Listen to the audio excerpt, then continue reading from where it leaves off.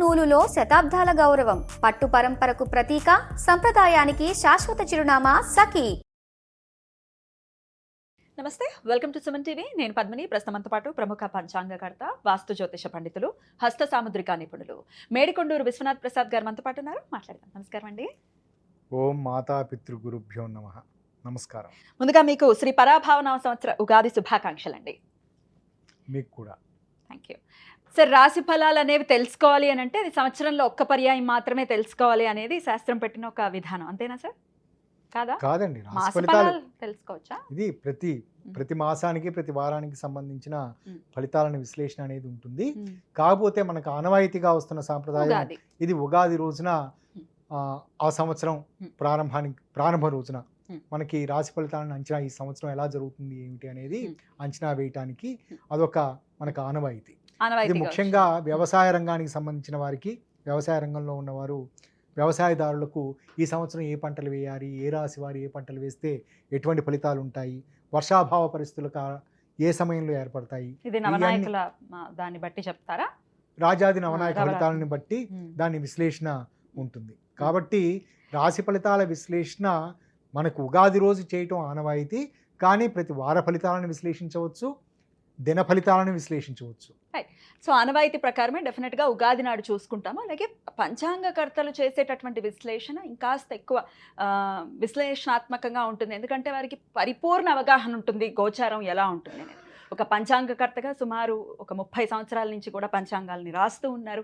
So you are the right person. అలాగే స్వానుభవాలు చెప్పచ్చో చెప్పకూడదో నాకు తెలియదు, కానీ నన్ను అడుగుతూ ఉంటారు కాబట్టి నేను ఈ మాటని మెన్షన్ చేస్తున్నాను. నేను ఇలా ఆస్ట్రాలజర్స్ని ఇన్వైట్ చేయడం కానీ, ఇంటర్వ్యూస్ చేయడం కానీ, లేకపోతే ఆధ్యాత్మికవేత్తలతో మాట్లాడటం కానీ చేస్తూ ఉన్నాను సుమారు ఒక 3-4 ఏళ్ల నుంచి. సో నన్ను అడుగుతూ ఉంటారు మీరెవరిని ఫాలో చేస్తారు అని. సో నేను ఫాలో చేసేది ఆయన ఒక్కరిని మాత్రమే. విశ్వనాథ్ గారు అంటే గన్ షాట్, ఇంకా అందులో తిరుగులేదు.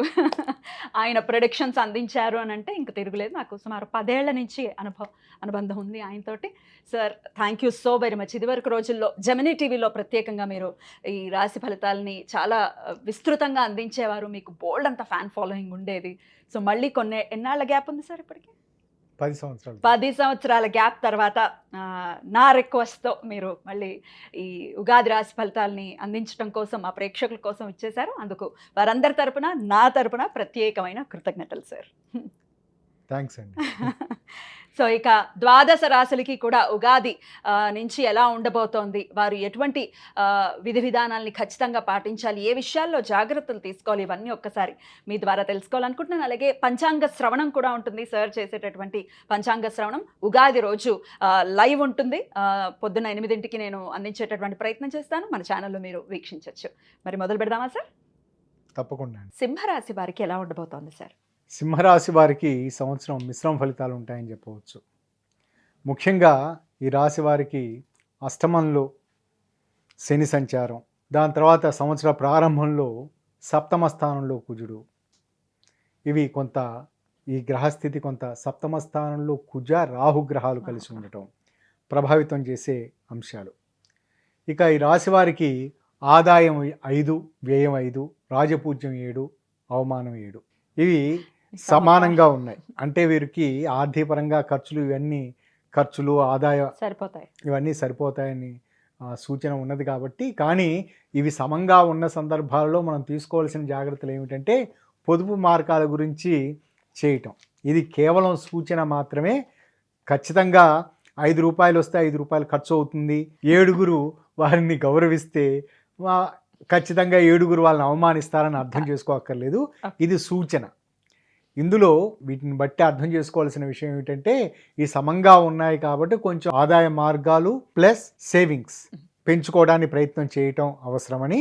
రాజపూజ్యం అవమానం సమానంగా ఉన్నాయి అంటే వారు మాట తీరు, వారి లౌక్యంగా వ్యవహరించటం, ఇటువంటి విషయాలు ఇంకొంచెం పెంపొందించుకోవాలని అర్థం. ఇక గోచార ఫలితాలను, గోచార పరిస్థితిని, గ్రహస్థితిని చూసుకుంటున్నప్పుడు గురువు 1/6/2026 వరకు 11వ స్థానంలో లాభస్థానంలో సువర్ణమూర్తిగా ఉంటాడు. ఇది చాలా అనుకూలమైన స్థితి. తదుపరి 1/6/2026 నుంచి 30/10/2026 మధ్యకాలంలో 12వ స్థానంలో అంటే కర్కాటక రాశిలో రజితమూర్తిగా ఉంటాడు. అంటే రజితమూర్తిగా ఉన్నప్పటికీ అది కొంచెం అనుకూలంగా మిశ్రమ ఫలితాలను ఇచ్చే పరిస్థితి అని చెప్పవచ్చు.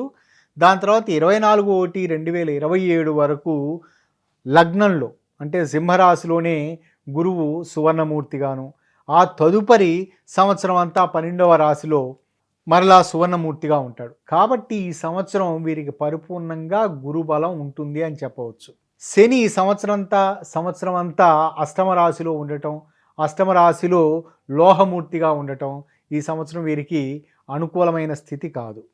రాహుకేతువుల్లో రాహు 6/12/2026 వరకు 7వ స్థానంలో, సప్తమ స్థానంలో, ఆ తదుపరి 6వ స్థానంలో, షష్టమ స్థానంలో ఉండటం, సప్తమ స్థానంలో ఉన్నప్పుడు సువర్ణమూర్తిగా, ఆ తదుపరి షష్టమ స్థానంలో 6వ స్థానంలో ఉన్నప్పుడు తామ్రమూర్తిగా ఉంటాడు. కేతువు లగ్నంలో ఉండి సువర్ణమూర్తిగాను, ఆ తదుపరి వ్యయస్థానంలో తామ్రమూర్తిగా ఉంటాడు. కాబట్టి ఇక్కడ 6/12/2026 వరకు వీరికి రాహుకేతువులు శుభులుగానే భావించవచ్చు. ఇక కుజుడు ఏప్రిల్ 2వ తారీఖు నుంచి మే 11వ తారీఖు వరకు అష్టమ రాశిలో కుజుడు ఉండటం, ఇక్కడ సంవత్సర ప్రారంభం నుంచి సప్తమ రాశి సంచారం కుజుడు ఉండటం, తదుపరి ఏప్రిల్ 8 నుంచి మే 11 వరకు అష్టమ రాశి కుజ సంచారం. ఇది అనుకూలమైన ఫలితాలను సూచించేది కాదు. ఇది కొంచెం జాగ్రత్తగా ఈ సమయంలో భావోద్వేగాలను అదుపులో ఉంచుకోవటం మంచిది. వీటన్నిటినీ పరిగణలో తీసుకున్నప్పుడు ఈ సంవత్సరం ఈ రాశి వారికి గురుబలం చాలా అనుకూలంగా ఉంటుంది అని చెప్పవచ్చు. ఆరోగ్యపరమైన విషయాలలో జాగ్రత్తలు తీసుకోవటం మాత్రమే అవసరం. ఈ రాశి విద్యార్థులకు అన్ని రకాలుగా అనుకూలంగా ఉంటుంది. అంది వచ్చే ప్రతి అవకాశాన్ని సద్వినియోగపరచుకోవడానికి ప్రయత్నించడం మంచిది. ముఖ్యంగా పోటీ పరీక్షలకు సంబంధించి ప్రయత్నాలు చేస్తున్నవారు, దాని గురించి తర్ఫీదు పొందుతున్నవారు, ప్రిపేర్ అవుతున్నవారు ఈ సంవత్సరం కొంచెం స్వల్ప జాగ్రత్తలు తీసుకున్న సన్నివేశాలలో అనుకూలమైన ఫలితాలను ఖచ్చితంగా పొందుతారు. కానీ సప్తమ అష్టమ రాశి సంచారం, కుజ సంచారం వారికి మే 11వ తారీఖు వరకు ఉన్న కారణం చేత ఈ సమయంలో వారు తీవ్ర భావోద్వేగాలకు, ఆవేశాలకు లోనయ్యే అవకాశాలు ఉంటాయి. ముఖ్యంగా ఎన్విరాన్మెంటల్కి సంబంధించిన విషయాలు, రాజకీయపరమైన విషయాలలో వీరు తలదూర్చడం, పాల్గొనటం కారణం చేత విద్యార్థులు కొంత ఒత్తిడికి లోనయ్యే అవకాశాలు, లేనిపోని చిక్కు సమస్యలను కొని తెచ్చుకునే పరిస్థితులు ఉంటాయి. ఇంటర్మీడియట్ స్థాయి విద్యార్థులు లేదా టీనేజ్లో ఉన్నవారు కొంత ఒత్తిడికి లోనయ్యే అవకాశాలు ఉంటాయి. భావోద్వేగాలను అదుపులో ఉంచుకోవటం మంచిది. ఉద్యోగులకు సంబంధించి చాలా అనుకూలంగా ఈ సంవత్సరం గడుస్తుంది. వీరికి పదోన్నతులు లభిస్తాయి, నూతన ఉపాధి అవకాశాలు లభిస్తాయి. జీవిత భాగస్వామి ఉపాధి అవకాశాలకు సంబంధించి కూడా అనుకూలతలు ఉంటాయి. అందవలసిన బకాయిలు పరిపూర్ణంగా చేతికి అందుతాయి. ముఖ్యంగా బోధనా రంగంలో ఉన్న వారికి, టీచర్లు, లెక్చరర్లు, ప్రొఫెసర్స్ ఇటువంటి రంగాలకు సంబంధించిన వారికి ఈ సంవత్సరం చాలా అనుకూలమైన ఫలితాలు ఉంటాయని చెప్పవచ్చు.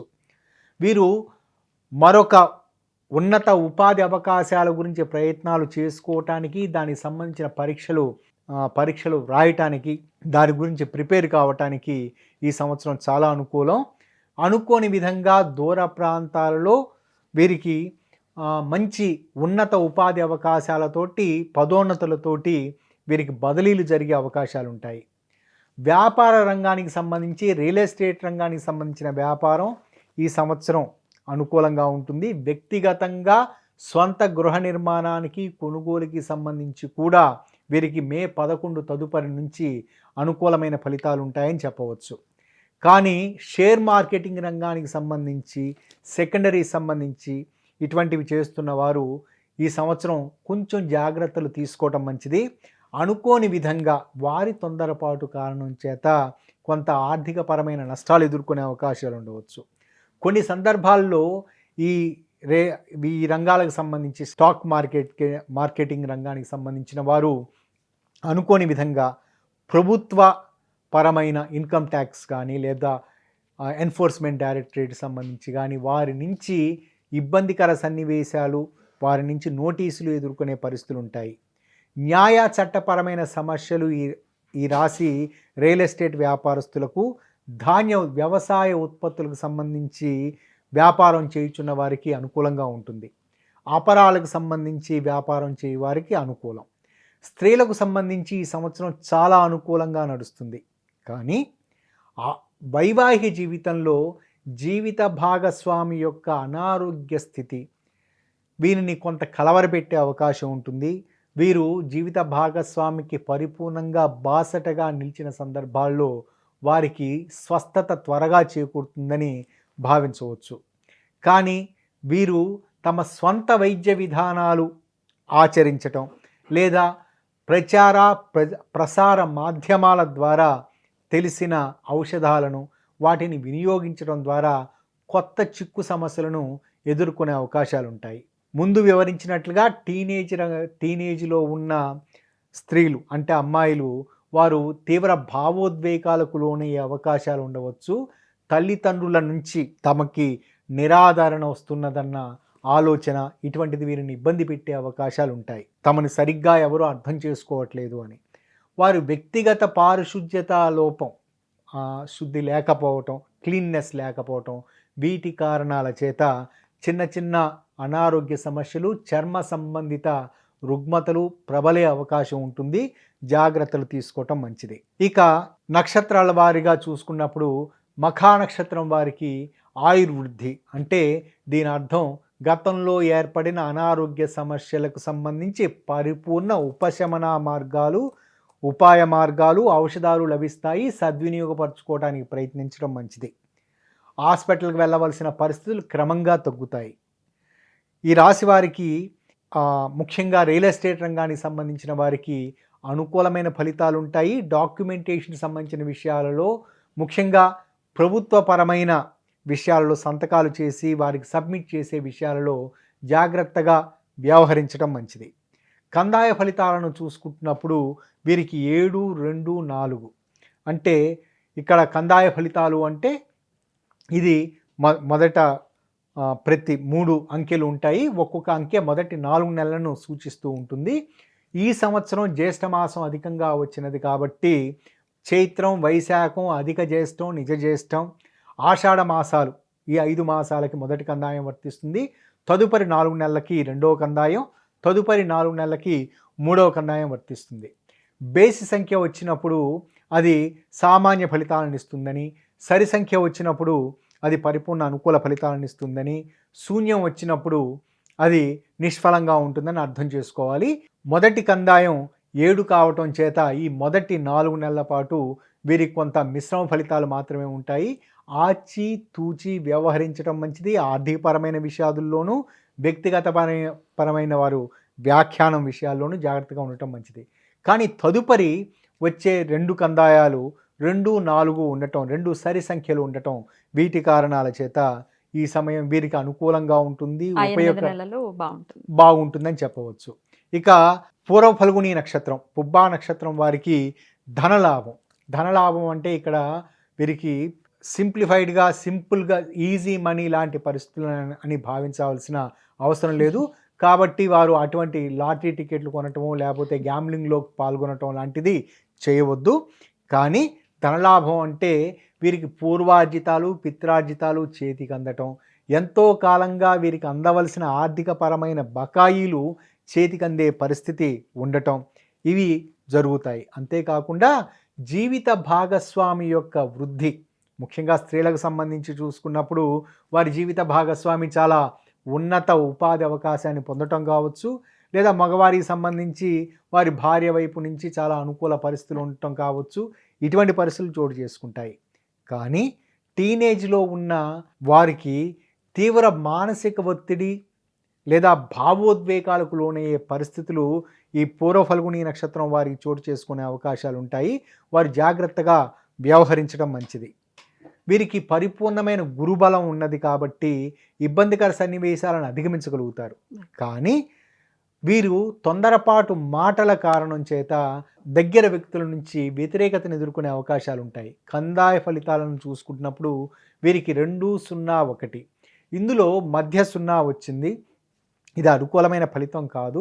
శూన్య ఫలితం ఉన్న సందర్భాలను అంటే ఇక్కడ ముందు వివరించినట్లుగా మొదటి కందాయం మొదటి 4 నెలలను సూచిస్తుంది. అది సరి అంకె వచ్చింది కాబట్టి ఆ సమయంలో వీరికి అనుకూలమైన ఫలితాలు ఉంటాయి.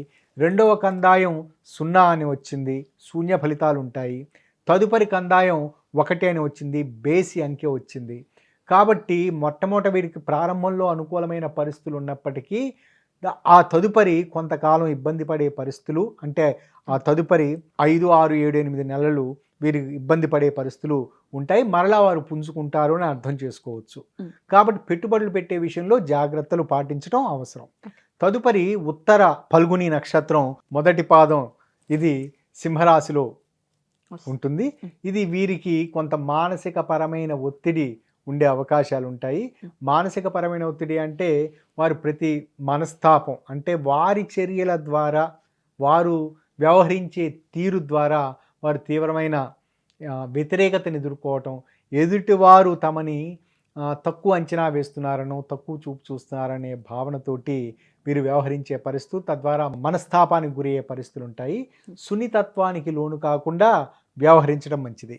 కందాయ ఫలితాలను చూసుకుంటున్నప్పుడు వీరికి 5, 1, 3 ఇది వర్తిస్తుంది. 4 ఇక్కడ 5, 1, 3 ఇది ఈ 3 అంకెలు ఇవి బేసి అంకెలు కావటం చేత స్టూడియస్గా ఈ సంవత్సరం జరుగుతుంది, సామాన్యంగా జరుగుతుందని భావించవచ్చు.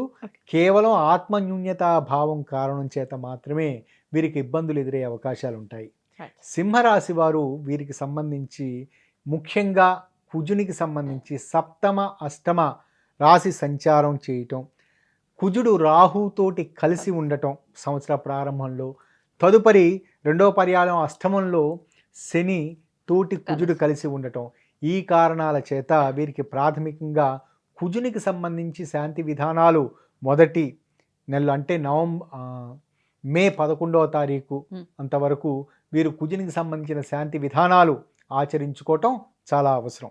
కుజునికి సంబంధించిన శాంతి విధానాలు అనుకున్నప్పుడు వారు సుబ్రహ్మణ్య స్వామి ఆరాధన చేయటం వారికి అనుకూలమైన ఫలితాలను ఇస్తుంటుంది. లేదా వారి కుదిరిన దగ్గరలో ఉన్న ఆంజనేయ స్వామి, అందులో ప్రసన్న ఆంజనేయ స్వామి దేవాలయాన్ని సందర్శిస్తూ ఉండటం, ప్రతి మంగళవారం పూట వారి కుదిరిన సందర్భాల్లో మన్యుసూక్త పారాయణతో ఆకు పూజ చేయించటం వీరికి అనుకూలమైన ఫలితాలను ఇస్తుంది. మే 11 తదుపరి వీరు రాహుకేతువులకు సంబంధించి ఏదైనా ఇక్కడ అనుకూలించే స్థితిలో డిసెంబర్ 6 వరకు రాహు అనుకూలమైన పరిస్థితిలో ఉన్న కారణం చేత రాహుకు సంబంధించి సువర్ణ మూర్తిత్వం ఉన్న కారణం చేత రాహు సంబంధించి ఇంకొంచెం అనుకూలమైన రావటానికి, మరింత మెరుగైన ఫలితాలు రావడానికి వారు దుర్గాదేవి ఆరాధన చేసుకున్నప్పుడు, దగ్గరలో ఉన్న శాక్తేయ దేవాలయాన్ని తరచూ సందర్శించడం, పూజ చేయించుకున్నప్పుడు అనుకూలమైన ఫలితాలు ఉంటాయి. అలా ఉండాలి. సింహరాశి వారికి చాలా ప్రశాంతవంతమైన సంవత్సరంగా, పరాభవన సంవత్సరం ఉండాలని మనస్ఫూర్తిగా కోరుకుంటూ ఇక నెక్స్ట్ వీడియోలో కన్యా రాశి గురించి తెలుసుకుందాం. Thank you sir. నమస్తే. నమస్కారం.